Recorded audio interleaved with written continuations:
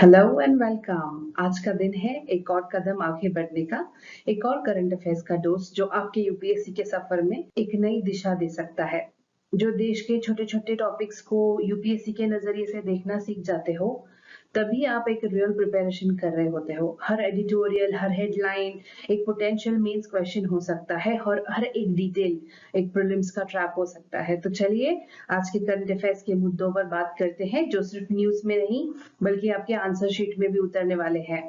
So welcome to Veranda IAS Current Affairs session. This is me, Supriya. So let's see what we have in today's index. First is the strengthening the US-India subsea cable agenda. This was the headline. जहाँ पे हम देखेंगे कि India's global data ambition is rising and submarine cables are the arteries of the internet. So why does it matter? We will break it down soon. If we talk about what is monsoon happening, north east states के लिए एक बहुत ही long term plan करना जरूरी है to deal with the floods. ये topic relate करेगा जीएस पेपर 1 के लिए साथ और जीएस पेपर 3 में डिजास्टर मैनेजमेंट के साथ। तो floods are not new to the northeast but policy paralysis is. So let's explore what sustainable flood planning should be looking like. If we talk about India's strategic arc must leave Pakistan behind के headline को समझेंगे तो international relation के हिसाब से ये important बन जाता है। Why is it time for India to recalibrate its foreign policy? क्योंकि हमें हमारा vision beyond the Pakistan lenses रखना होगा, स्ट्रेटेजिक थिंक करना पड़ेगा। If we talk about the fourth headline, the mystery of flowering plant just got a little less mysterious. So let's understand that Darwin called a Bonneville and why Indian scientists matter here. How is President's rule imposed? This is the very important article for today's GS paper 2 के लिए relevant है।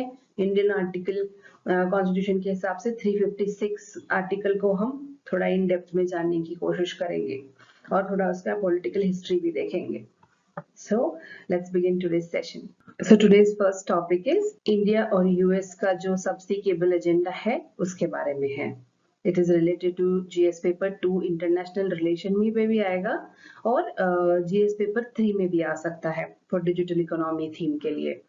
तो digital दुनिया का backbone क्या होता है? Internet होता है? नहीं, वो होते हैं सबमरीन केबल्स। ये वो इनविजिबल इंफ्रास्ट्रक्चर है जो दुनिया के कॉन्टिनेंट्स को डेटा के जरिए जोड़ता है और इसी इनविजिबल रेस में अब भारत भी एक की प्लेयर बनना चाहता है। इसका अगर स्ट्रेटेजिक कॉन्टेक्स्ट आपको दूं तो ये न्यूज में इसलिए है क्योंकि India and US are mapping up their cooperation in the realm of subsea cable infrastructure as a part of their larger Indo-Pacific digital alignment. This move is aimed at countering China's digital Silk Road, which uses undersea fiber optic cables to establish data dominance in Asia and Africa.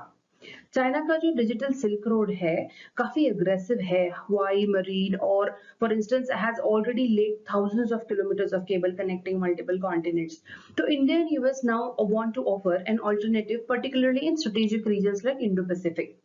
ये बात है। अगर आप conceptually इसको understand करेंगे तो ये सबसी cable होते ऐसे हैं जो फाइबर ऑप्टिक केबल्स होते हैं जो they are laid under ocean that carry more than 95% of international data traffic from your YouTube videos to banking transactions etcetera. आपके लिए एक फन फैक्ट है, even WhatsApp messages between two countries travel through these cables. Satellite सिर्फ backup के लिए use होता है ना important funny. So India as a digital hub, India is now pushing to become a digital connectivity bridge between Africa, Europe and Southeast Asia. Thanks to the strategic maritime location, a vast and growing coastal infrastructure और जो हमारे world class IT workforce है उनके लिए, यानी Mumbai, Chennai, Kochi and Vizag ये सब अब ग्लोबल इंटरनेट के ट्रैफिक जंक्शंस बन सकते हैं। अब इसका एक्चुअली की चैलेंजेस ये हैं कि एम्बिशन isn't without hurdles. ये हमेशा जैसे कोई लिमिटेड लैंडिंग पॉइंट्स होते हैं, only 5 cities in India have cable landing stations. अगर ब्यूरोक्रेटिक मेज की बात करें तो over 50 ministries and agencies are involved in licensing, slowing down the process. अब डिपेंडेंस ऑन फॉरेन फ्लैगशिप्स अगर बात करें तो cable repair need special vessels, most of which are not Indian owned.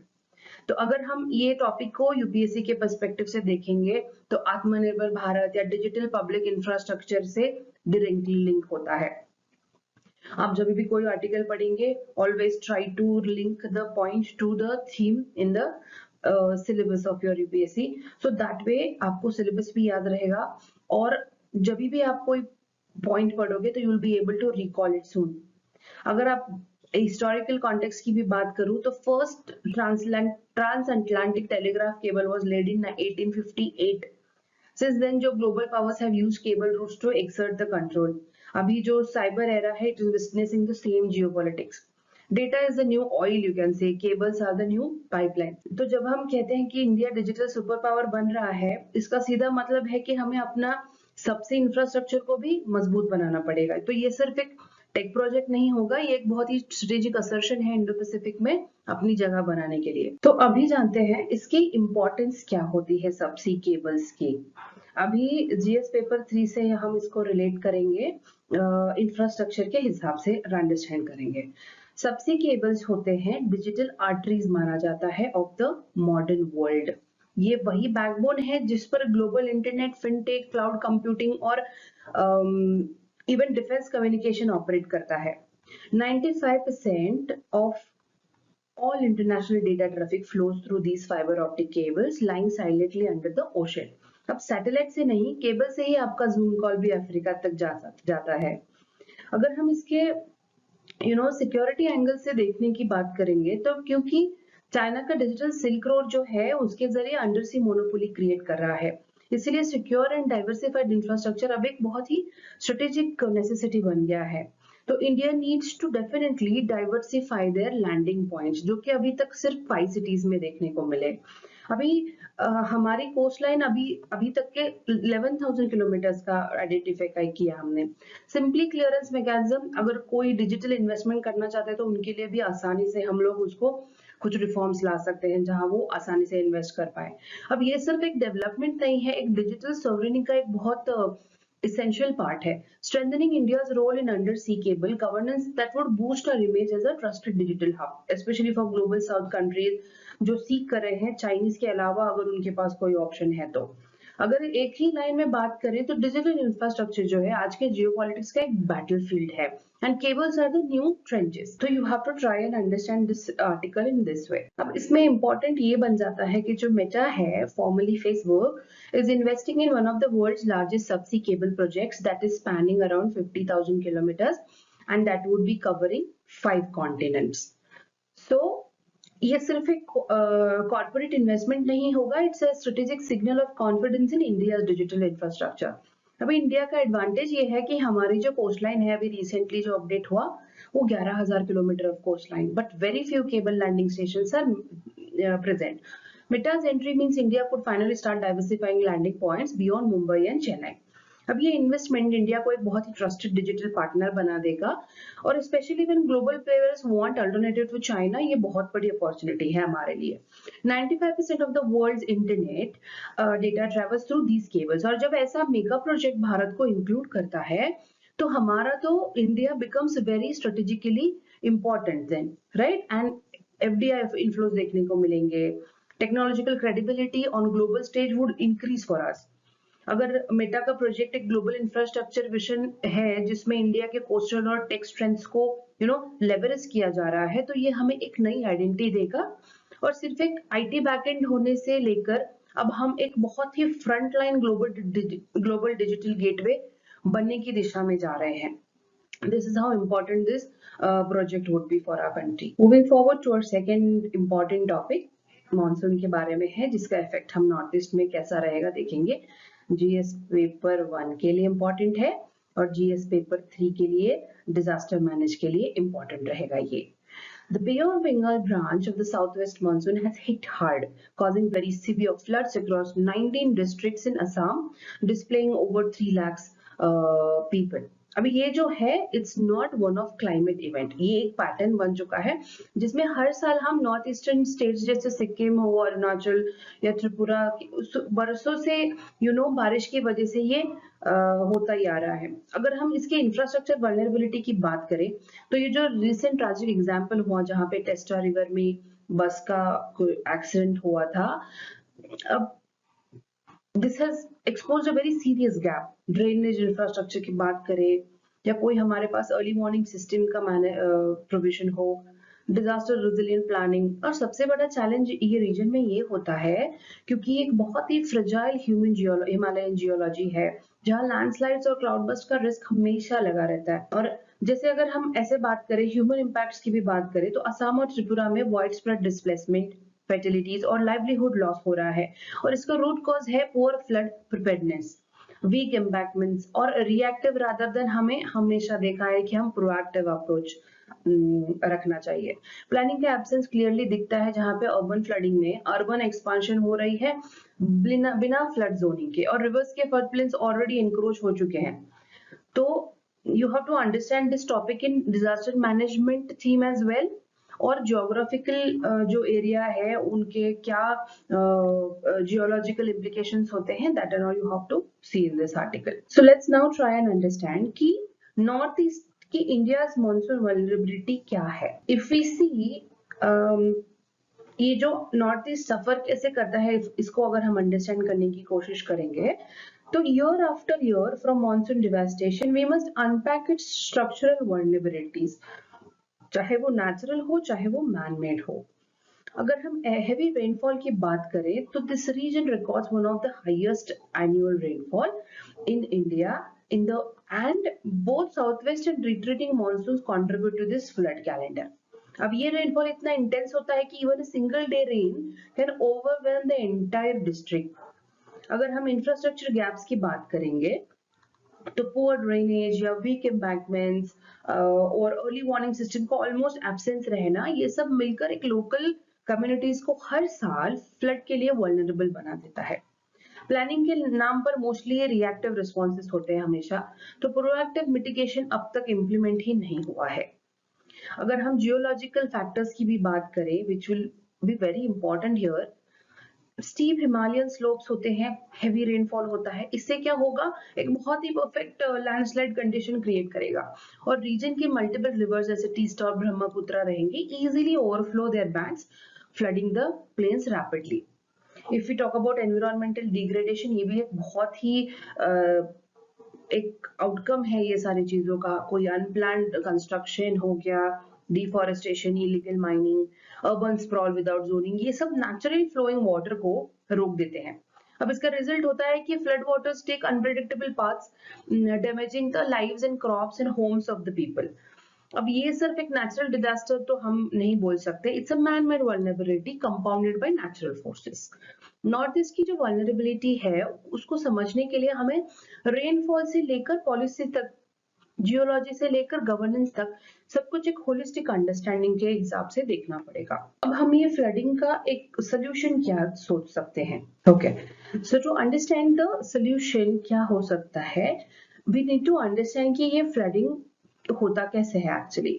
Floods in the North East aren't just natural, they are a planning failure, right. तो अब हम उसका solution भी उसी तरह का सोचेंगे। अगर हम फ्लड जोनिंग की बात करें तो हमें मॉडर्न हाइड्रोलॉजिकल डेटा यूज करना चाहिए to my high risk zones, और कंस्ट्रक्शन भी रेगुलेट करना चाहिए। ये जो जोनिंग है आसाम मणिपुर जैसे स्टेट्स के लिए नॉन निगोशिएबल हो जाती है। If you talk about the resilient infrastructure, जैसे रोड्स, ब्रिजेस हो गए, पब्लिक बिल्डिंग्स, उनको क्लाइमेट रेजिलिएंट बनाना पड़ेगा। कंक्रीट से ज्यादा जरूरी है design that observes nature. If you talk about coordinated response, NDMA, SDRF जैसे स्टेट डिजास्टर यूनिट्स में एक रियल टाइम कोऑर्डिनेशन होना चाहिए। The prevention needs to replace post flood relief भी। If we talk about river management, rivers like Brahmaputra जो need interlinking and sediment control, sediment overload से ही major breaches होते हैं।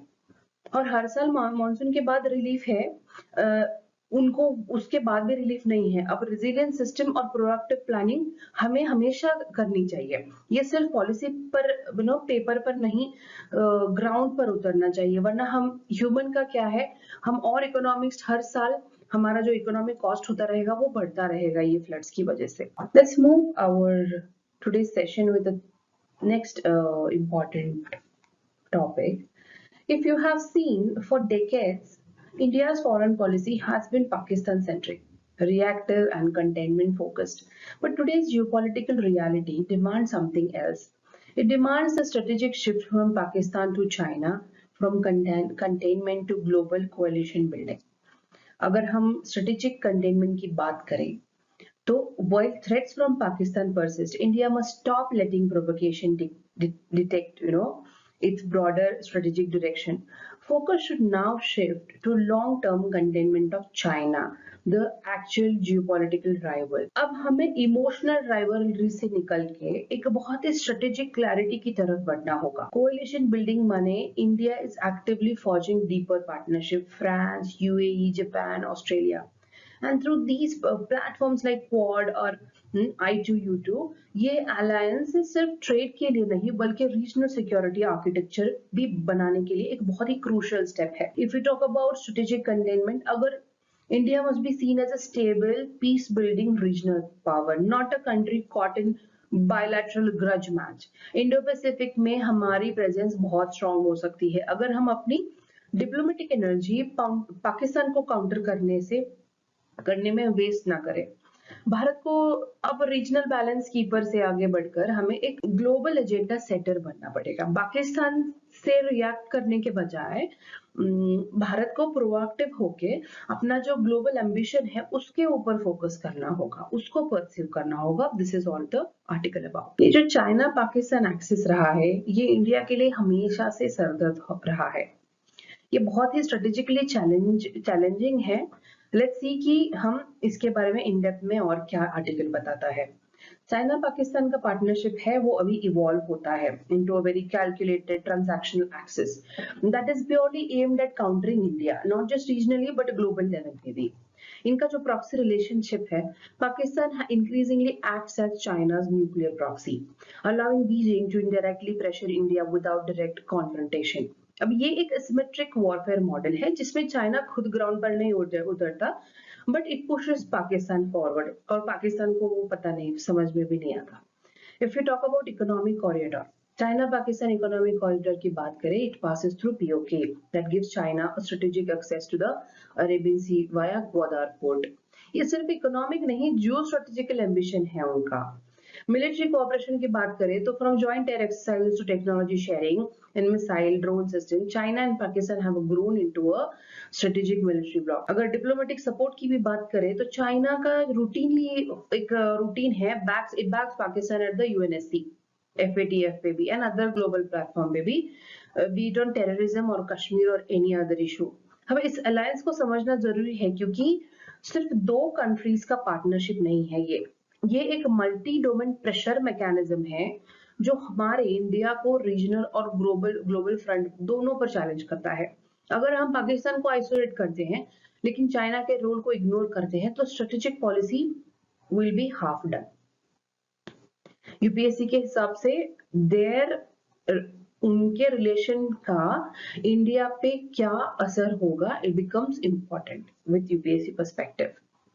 तो we need to understand this challenges to find the better solution कि इसको हम counter कैसे कर सकते हैं. तो दिस आर्टिकल सेज कि हमें इंडिया की जो स्ट्रेटेजिक प्रायोरिटी है वो रिफ्रेम करनी पड़ेगी, ना कि पाकिस्तान के को मद्देनजर रखते हुए we can't just go on. India today stands at a geo strategic cross road और इस वक्त सबसे बड़ी जरूरत है रिफ्रेम करना और बहुत ही हमारी स्ट्रेटेजिक लेंस है उसको रिफॉर्म करना. India has historically viewed Pakistan as a rival but in reality it's a tactical disruptor, not a pure competitor. If you try to understand, अब ये mindset हमें larger Indo-Pacific canvas देखने से रोकता है. हमेशा हमें हर strategic challenge को पाकिस्तान के रेफरेंस फ्रेम में नहीं देखना, मतलब बंद करना पड़ेगा देखना. अब जरूरत है कि एक ब्रॉडर रीजनल पर्सपेक्टिव हम अडॉप्ट करें जो भारत को एक वह बहुत ही विशनरी प्लेयर बनाए, एक रिएक्टिव कंट्री नहीं बनाए, always reacting to what Pakistan is doing. हमारा जो ग्लोबल ऑर्डर है we need to shift in that as well. अभी जैसे आप देखोगे the world is realigning, US is recalibrating global roles, China is building their asymmetric alliances, and Indo-Pacific is emerging as a new strategic epicenter. अब India को जरूरत है to respond not just as a South Asian power but as an Indo Pacific anchor nation. अगर हम strategic composure की बात करेंगे तो this means reducing rhetoric, increasing policy precision, and containing Pakistan quietly while it's channeling diplomatic energy towards countering China and building the coalitions. This can be three possible ways we can try to reframe it. अब ये strategic autonomy है, उसका essence बहुत ही clear priorities, controlled reaction और long term vision को mind में रखे we have to move forward. China Pakistan का रिलेशन देखा, हम कैसे सोच सकते हैं ये भी देखा, इसका बेनिफिट क्या होगा हमें डीकपलिंग करके, that we will see now. Strategic decoupling from Pakistan doesn't mean उनके सिक्योरिटी थ्रेट्स को इग्नोर करना। It means India stops letting Pakistan define the contours of our foreign policy. Multi alignment की बात करें तो India can now engage with major power जैसे US हो गया, France, UAE, Japan without constantly explaining its bilateral baggage. ये भारत का एक ग्लोबल एम्बिशन के लिए बहुत ही जरूरी है। मल्टीलैटरलिज्म तभी काम करेगी जब हम पाकिस्तान डिस्ट्रैक्शन से परे सोचना शुरू करें। अगर हम नैरेटिव कंट्रोल की बात करेंगे तो India needs to tone down reactionary responses and instead adopt a very strategic containment. Strategic composure is a new power currency जिसमें रिटोरिक से ज्यादा वेट होता है एक्शंस और कंसिस्टेंसी का। If we talk about the symmetric framing, we just see the India-China-Pakistan triangle for what it is, not three equals, but one global power, one emerging power and one regional disruptor. Hindi में अगर आप इसको ऐसे समझोगे कि ये जो तीनों का समान तरीका नहीं है बल्कि एक asymmetrical dynamic है जिसमें पाकिस्तान का रोल एक बहुत ही प्रॉक्सी तक सीमित है। रीजनल लीडरशिप की बात करें तो decoupling will allow India to assert their as a net security provider in the Indo-Pacific area, not just as a South Asian balancer. अब ये स्टेप जो है भारत को एक बहुत ही स्ट्रेटेजिक आर्किटेक्चर में लीडरशिप की पोजीशन दे सकता है, but we need to understand कि हम इसको आगे कैसे ले जा सकते हैं without concentrating on Pakistan responses. Let's move on towards another article today. बहुत ही इंटरेस्टिंग आर्टिकल है जो Charles Darwin once called it an abominable mystery. How did flowering plants suddenly dominate the earth around 130 million years ago? Today, Indian scientists from CCMB Hyderabad are helping solve this age-old evolutionary puzzle. अब ये break through इसमें यह है कि using molecular biology CCMB researchers have found genetic markers that may explain the rapid evolution of angiosperms. That is flowering plants, which now make up to 75% of all plant species on the earth. अब इसका मतलब ये हुआ कि flowering plants ने एक revolutionary leap लिया था जो बाकी प्लांट्स ग्रुप जैसे फर्न्स, मॉसेस और कनिफर्स ने नहीं लिया था। ये जो आप पाई चार्ट यहाँ पे देख रहे हैं उसमें angiosperms today dominate the plant kingdom while conifers and other remains very minor players. अब ये यूपीएससी के लिए इंपॉर्टेंट क्यों है? क्योंकि this topic connects evolutionary biology with biodiversity, Indian scientific contribution and plant taxonomy. Darwin के टाइम में ये समझ में नहीं आया था कि फूल वाले पौधे इतनी तेजी से कैसे इवॉल्व हुए। आज भारत के साइंटिस्ट ने एक मॉलिक्यूलर लेंस के थ्रू इस मिस्ट्री को डिकोड करने में थोड़ा सा और कंट्रीब्यूशन दिया। अब ये सिर्फ एक बायोलॉजिकल फैक्ट नहीं है, इंडिया के एक ग्लोबल साइंटिफिक लीडरशिप का भी प्रूफ बनेगा। तो ये आर्टिकल इसके बारे में और हमें जानकारी देगा। Let's see it further. जो CCMB है हैदराबाद में has not just revisited Darwin's mystery, they have taken us to its molecular roots. अगर हम बात करेंगे SHIKR जीन डिस्कवरी की तो scientist discovered the gene dating back 125 million years ago that controls pollen quality and enables flowering plants to reproduce without water. This was a turning point. Reproductive independence from water allowed angiosperms to colonize land far more effectively than mosses and ferns. अगर ये gene flowering plants को dry और variable climates में survive और reproduce करने का advantage देता है, जिससे उनका मैसिव एक्सपेंशन होगा और वो पॉसिबल हो सकता है। अगर हम FPOX जीन इवोल्यूशन की बात करें तो these genes regulated by the other genes they had उनको अडॉप्ट करने की मदद करता है, समथिंग लाइक कोल्ड हीट जैसे कंडीशंस हो, न्यू सॉइल टाइप्स हो या पॉलिनेटर्स के हो. So that's how flowering plants spread across diverse habitat globally. If we talk about the reproductive advantage ये flower plant जो होते हैं, it shifted dominance to the sporophyte phase, a more complex and protected structure, helping them outcompete ferns and other plant species. It wasn't just beauty, right? It was a very genetic mastery, you can say, this evolution. अगर हम Darwin's abominable mystery की theory को देखेंगे तो it doesn't just answer evolutionary question. It's now shaping the solution for the future of agriculture and food security. Agriculture innovation की बात करेंगे तो understanding genes like SHI and KR और F box जैसे जो हेल्प करेंगे साइंटिस्ट को breed करने के लिए हीट रेजिलिएंट या फर्टाइल क्रॉप वैरायटीज को, जैसे क्लाइमेट चेंज और ड्रॉट कंडीशंस को रेजिलिएंट हो पाए. ये डिस्कवरी क्रॉप्स को इस तरह से डेवलप करने में मदद करेगी जो पानी की कमी, हाई टेम्परेचर से और भी सरवाइव कर सके. फूड सिक्योरिटी एनहांसमेंट की बात होगी तो अगर fertility rates in crops drop due to environmental stress, तो ये जो जेनेटिक इंसाइट्स अलाउ करेगा हमें to be reliable and high yield crops के लिए भी मदद होगी. अभी ये इनडायरेक्टली सपोर्ट करेगा सस्टेनेबल डेवलपमेंट गोल्स सेकंड को, zero hunger and India's own national food security mission को. If you talk about the biotechnology development, genes that regulate pollen and reproduction can be genetically modified into a very improved yield. It would enhance the resilience and create climate support crops. अब यानी कि targeted gene editing से Bharat next gen agritech में भी lead कर सकेगा. Now coming to our last topic, बहुत ही इंपॉर्टेंट प्रेसिडेंट रूल के बारे में है. It's one of the most powerful tools under our constitution, but also one of the most misunderstood and sometimes misused. Article 356, very important in exams perspective. It allows the president to impose central rule in a state when its government fails to function constitutionally. This can be triggered based on governor's report या फिर suo motu भी president ले सकते हैं. Once imposed, state assembly is dissolved or suspended and the governor will run the state. जब state की सरकार constitution norms के अनुसार नहीं चल पाएगी, तभी आर्टिकल 356 के तहत प्रेसिडेंट्स रूल लगाया जा सकता है. लेकिन ये एक एक्सेप्शनल स्टेप्स होती है, रेगुलर गवर्नेंस की रिप्लेसमेंट नहीं हो सकती. If you talk about procedural requirements, it would be approved by both the House of the Parliaments within 2 months and can initially last for 6 months and can be expanded in 6 months. इसको extend कर सकते हैं. इसका minimum time limit है 3 years के लिए. अंबेडकर ने कहा था कि आर्टिकल 356 जो है एक डेड लेटर जैसे होता है. It meant to be used very rarely and responsibly, not for political convenience.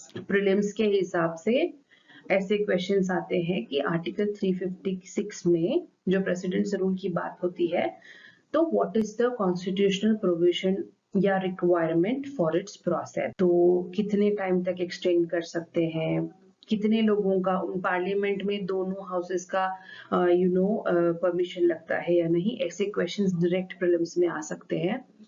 तो be very thorough with the basics. Polity के जो बेसिक्स होते हैं are very much related directly to the current affairs itself. तो आप उसको इस हिसाब से अंडरस्टैंड करने की कोशिश कीजिएगा. Mugging up is not the solution. ऐसे कभी कोई न्यूज आता है तो तुरंत आपको रिकॉल हो जाएगा कि अच्छा प्रेसिडेंट रूल ऐसे इम्पोज होता है, ऐसे ऐसे. So you can connect the dots that way. अब नजर डालते हैं एक बहुत ही लैंडमार्क इंपॉर्टेंट जजमेंट पे. जब भी प्रेसिडेंट रूल की बात होती है, डिस्कशन अधूरा रहेगा इस केस को डिस्कस किए बगैर. एक बहुत ही वाटरशेड मोमेंट था इंडियन कॉन्स्टिट्यूशनल जर्नी का. So let's understand why the supreme court ruling still guides centre state relations today. हम इसकी अगर कॉन्स्टिट्यूशनल ब्रेकडाउन की बात करें तो the judgment clarified that Article 356 can be invoked only if there is a genuine breakdown of the constitutional machinery, not for political convenience. कोई defection या कोई coalition instability नहीं होती। जो बुमाई केस था, इसने ये बोला कि कोई भी सियासी वजह से प्रेसिडेंट रूल लगाना अनकॉन्स्टिट्यूशनल होगा। इसका यूज सिर्फ तभी हो सकता है जब स्टेट में कॉन्स्टिट्यूशनल फंक्शनिंग कोलैप्स हो जाएगी। अगर हम जुडिशियल रिव्यू की बात करें तो वो एनेबल किया था। Every proclamation under 356 is now subject to judicial review. ये सुप्रीम कोर्ट या high courts can strike down the imposition if it founds that it is unconstitutional. Very important. Assembly protection की बात करें तो assemblies cannot be dissolved instantly. They must be kept in suspended animation until parliament approves the proclamation. अब ये क्या करता है? It protects federalism and gives elected state legislator a fighting chance. अगर हम फ्लोर टेस्ट की बात करेंगे तो governor subjective assessment is no longer sufficient to decide the majority. Only a floor test in the assembly can determine whether the government has lost its mandate or no. Becomes very important.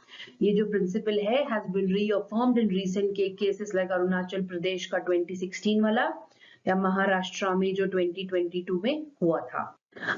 Article 356 जो है ना, वो एक बहुत ही design किया गया था rare emergency tool के हिसाब से, बट अब हिस्ट्री हमें ये दिखाता है कि बहुत ही मिसयूज और पॉलिटिकल गेन्स के लिए यूज किया है. अब इसके हम कुछ की इंस्टेंसेस देखते हैं. बिहार का जो 2005 में केस हुआ था, Assembly was dissolved without conducting a floor test, directly violating the Mumbai principle. In case अभी इस केस में हुआ था कि जुडिशियल इंटरवेंशन ने हाईलाइट किया कि governance opinion can't override legislative majority. Arunachal Pradesh की जो मैंने अभी बोला आपको 2016 वाला जो केस था, यहाँ पे governor's report was found to be very misleading. तो सुप्रीम कोर्ट ने प्रेसिडेंट रूल को बहुत ही अनकॉन्स्टिट्यूशनल डिक्लेयर कर दिया और उनके यहाँ पे गवर्नमेंट को रिस्टोर कर दिया था. पंजाब में 1987 में, तमिलनाडु में 1971 में और एमपी में 1969 में ये सारे इंस्टेंसेस ट्रिगर्ड किए थे कि पॉलिटिकल वेंडेटा क्या है, whether ruling party and dissenter use article 356 to dismiss no opposition government को. तो ये जो एग्जाम्पल्स है अभी हमने देखे, ये दिखाते हैं कि प्रेसिडेंट्स रूल का मिसयूज फेडरल स्ट्रक्चर के लिए कितना खतरनाक हो सकता है. इसीलिए जुडिशियल रिव्यू, फ्लोर टेस्ट जैसे सेफगार्ड जो हैं, उनको स्ट्रिक्टली एनफोर्स करना बहुत जरूरी हो जाता है. President rule जो होता है, it is always a constitutional exception, but in the case of Manipur, it has become a very democratic dilemma. अगर हम अभी उसका क्या स्टेटस है जानने की कोशिश करेंगे तो 2024 फरवरी से Manipur has been under president's rule imposed due to ethnic violence and a breakdown of governance. However, even after elections and the emergence of a legislative majority, the rule has not been revoked yet. अभी ये delay has raised the concerns कि are we upholding constitutional morality or slipping into a very political convenience. Governor की role की यहाँ पे बात करेंगे तो a delegation of MLAs has urged the governor to invite a party to form the government. But अब remember करते हो, गवर्नर्स रोल होता है, it is not passive here. His or her assessment of the political climate is very crucial in deciding whether Rule 356 should continue or it should end. अब मणिपुर का जो case है वो बताता है कि प्रेसिडेंट रूल अगर जरूरत से ज्यादा लंबा खिंच जाएगा तो ये लोकतांत्रिक अवसर और एक जनप्रतिनिधित्व को बहुत ही अंदर से शालो कर देगा. पब्लिक इंटरेस्ट की बात करेंगे तो the longer president rule remains, the more we risk sidelining elected representation even in crisis hit states. अब ये क्या प्रेसिडेंट सेट करता है कि रेवोकेशन प्रोसेस जो होती है, अभी 356 आर्टिकल जो है प्रेसिडेंट रूल इम्पोज करेगा, it can not last indefinitely. ये जो रिवोकेशन प्रोसेस की बात है तो it is rooted in constitutional checks and the restoration of democratic governance. इसको हम स्टेप बाय स्टेप जानते हैं. Majority formation. A political party or coalition must demonstrate majority support in the legislative assembly. अब ये प्रूफ होना चाहिए कि flow test के थ्रू या लेटर ऑफ सपोर्ट के बेसिस पर हम ये प्रूव कर सकते हैं. स्टेप 2 अगर देखोगे तो गवर्नेंस सेटिस्फैक्शन होना चाहिए. Governor must be convinced that a stable government can be formed. This satisfaction isn't absolute. It must be based on very much objective indicators, not a personal biases. If you talk about recommendation to president, उसमें क्या होता है, it's if once satisfied, governor formally recommends a revocation of president's rule to the president. ये भी एक way forward है. अभी government formation की बात करेंगे तो a new council of minister takes oath and article 356 ceases to operate. ये सारे रिवोकेशन की प्रोसेसेस है. प्रेसिडेंट रूल को रिवोक करने का प्रोसेस हमने देखा कि एक कॉन्स्टिट्यूशनल रीसेट की तरह एक्ट करता है. इसमें विलंब या डिले से लोकतांत्रिक स्वराज और जनप्रतिनिधित्व को दोनों को एक क्वेश्चन, बहुत ही डीप क्वेश्चन में ले जाएगा. जैसे मेजॉरिटी दिखाई देती है, प्रेसिडेंट्स रूल को तुरंत खत्म करना चाहिए, वरना ये जो है एक कॉन्स्टिट्यूशनल मोरालिटी का वायलेशन माना जाएगा. Where we every time try to uphold the constitution, incidents like this give us the insights ki how we can uphold the morality of the constitution, ना कि एक political biased way से इसको समझने की कोशिश करेंगे. So let's wrap up this session with the 5 key takeaways from today's current affairs analysis, each one representing a very critical pillar in India's evolving strategic narrative. Digital infrastructure के बारे में देखा हमने, कैसे इंडिया और यूएस का cooperation under सी सबसी cables एक बहुत ही स्ट्रेटेजिक काउंटर है चाइना के डिजिटल सिल्क रोड के लिए, और हमारा Indo Pacific data flow ecosystem में एक इंडिया का प्रेजेंस भी देखने को मिला. डिजास्टर रेजिलियंस की बात करेंगे, जो तो हम फ्लड की बात करते हैं नॉर्थ ईस्ट जैसे रीजन में, एक इमरजेंसी रिलीफ काफी नहीं होगा, बहुत ही long term structural flood management की जरूरत है, rooted in zoning, resilient infrastructure and local governance. If we talk about strategic recalibration, very important, Pakistan obsessed strategic lens अब हमें stop करना चाहिए. Tackling China-Pakistan axis smartly, India can assert itself in a larger geopolitical coalition across Indo-Pacific. If we talk about the scientific innovation, देखा कि हमने कैसे ये discovery, has a global implication. It empowers us to engineer climate resilient crops as well. If we talk about the constitutional governance, तो president rule जो है especially in Manipur brings us back to our founding principles: federalism, democratic restoration and judicial oversight. They are not optional. ये एक बहुत ही basic और foundation है constitution का. अगर हम ऐसे देखेंगे कि भारत का जो राजनैतिक, वैज्ञानिक और राज्य व्यवस्था का एक दृश्य बहुत ही डायनामिक है, चाहे बात हो डिजिटल केबल्स की, प्रेसिडेंट रूल की, उसके मिसयूज की. हमें यूपीएससी के लिए हर एंगल में समझना होगा. सवाल और जवाब एक ही में होते हैं. All detailed notes of practice questions are available below this video. तो आप make sure you check them out for revision and answer writing. मिलते हैं अगले सेशन में.